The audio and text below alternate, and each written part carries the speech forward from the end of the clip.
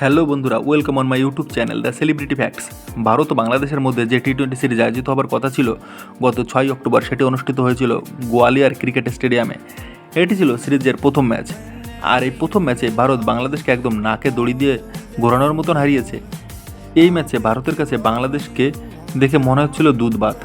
ভারত যখন বাংলাদেশের বিরুদ্ধে দল ঘোষণা করেছিল, তখন ভারতের এই তরুণ প্লেয়ারদের দলকে দেখে বাংলাদেশের সমর্থকরা মনে করেছিল যে এই সিরিজটা জেতা তাদের কাছে কোনো ব্যাপারই না। কিন্তু প্রথম ম্যাচে বাংলাদেশকে ভারত যেরকমভাবে হারিয়েছে, তাতে বাংলাদেশকে দেখে খুবই অসহায় মনে হচ্ছিল। ভারত তাদের এই তরুণ অনভিজ্ঞ প্লেয়ারদের দিয়ে দেখিয়ে দিল যে কেন তারা টি-20 ওয়ার্ল্ড কাপ চ্যাম্পিয়ন, আর কেনই বা তারা টি-20 এর নাম্বার 1 টিম। ম্যাচে টসে জিতে ভারত বোলিংয়ের সিদ্ধান্ত নেওয়ার সময় নতুন দুজন প্লেয়ারকে প্লেয়িং 11-এ সুযোগ দিয়ে তারা চমক দেখায়। বাংলাদেশ ব্যাটে এসে প্রথম ওভারেই উইকেট হারায়। তারা পাওয়ার প্লেতে 2 উইকেট হারিয়ে কোনো রকমের 40 রানের কাছাকাছি পৌঁছায়। তারপর তাদের কোনো ব্যাটসম্যানই ক্রিজে বেশিক্ষণ টিকতে পারেনি।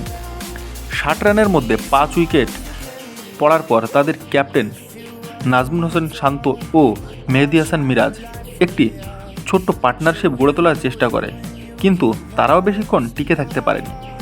বাংলাদেশ 19 ওভার 5 বলের মধ্যে 127 রানে অল আউট হয়ে যায়। ওই ম্যাচে ভারতীয় বোলাররা অসাধারণ বল করেছে। মায়াঙ্ক যাদব তার ডেবিউ ম্যাচে প্রথম ওভারে মেডেন নেয় এবং তিনি একটা উইকেটও সংগ্রহ করেছিলেন। আর অন্য দুই বোলার আর্শদীপ সিং ও বরুণ চক্রবর্তী দুজনে 3টি করে উইকেট নেয়। এরপর ভারত ব্যাট করতে আসলে ভারতীয় ওপেনার সঞ্জু স্যামসন ও অভিষেক শর্মা শুরুটা খুবই ভালোই করেছিল, কিন্তু 2 ওভারে 25 রানের মাথায় অভিষেক শর্মা রান আউট হয়। তারপর ক্যাপ্টেন সূর্যকুমার যাদব এবং হার্দিক পান্ডিয়া ঝোড়ো গতিতে ব্যাটিং করে মাত্র 12 ওভারের মধ্যেই 3 উইকেটের বিনিময়ে ম্যাচটি জিতে নেয়। এই ম্যাচের ম্যান অফ দ্য ম্যাচ হয়েছে ভারতীয় বোলার আর্শদীপ সিং। তিনি 3টি উইকেট নিয়েছেন।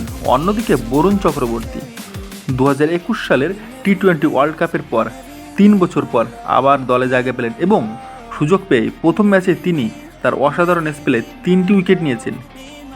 এই ম্যাচটিতে ভারতীয় দল তাদের অসাধারণ পারফরমেন্স দেখিয়ে বাংলাদেশকে একদম গুড়িয়ে দিয়েছে।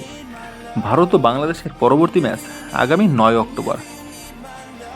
এই ম্যাচেও আমরা ভারতীয় দলের এই দুর্দান্ত পারফরমেন্স দেখার জন্য অপেক্ষা করে থাকব। বন্ধুরা, ভিডিওটা যদি ভালো লাগে তবে লাইক করো এবং অন্যান্য আরও আপডেট পেতে চ্যানেলটিকে সাবস্ক্রাইব করো।